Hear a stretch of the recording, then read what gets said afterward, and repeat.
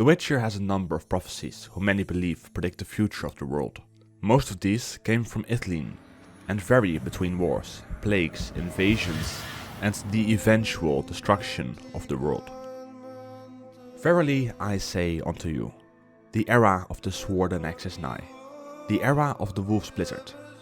The time of the white chill and the white light is nigh, the time of madness and the time of contempt. Tet dairat, the time of end. The world will die amidst frost, and be reborn with the new sun. It will be reborn of the elder blood, of hen Iker, the seed that has been sown, a seed which will not sprout, but will burst into flame. You have probably either heard this prophecy before or a version of it in the Netflix show or the games or the books, as it is the opening words of Blood of Elves. The first sign of the imminent white frost was supposed to be that the earth will flow with the blood of elves, hence the title of the book. The same can be said for its sequel, Time of Contempt, but after these two books the titles no longer refer to the prophecy directly. The White Frost is made out to be a looming, world-ending event.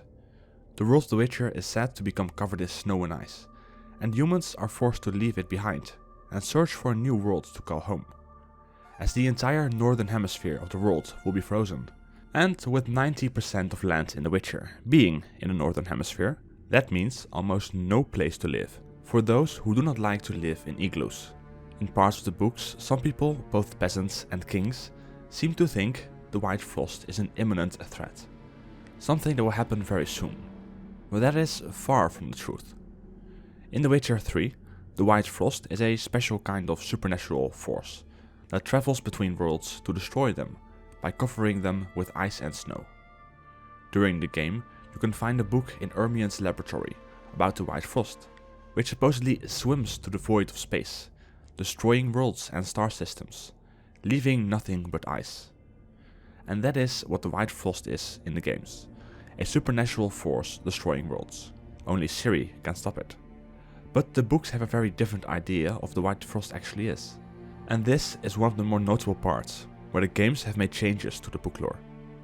For in the books, while at first sight it seems like an event that will happen soon, and will be done quickly, the White Frost is actually just an ice age, which, according to estimations made by Nimue, would take more than 3,000 years to fully cover the continent with ice.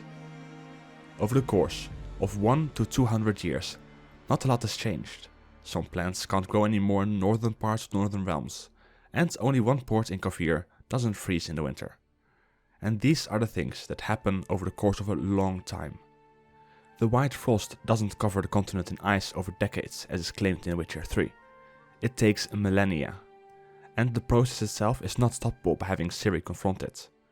The only way for humans to survive the White Frost is by having Ciri, or a descendant of hers, open Ard Gate, the gates of the worlds, which would allow the humans of the continent to leave to another world. A world with a new sun, where they will be brought by someone who has the Elder Blood.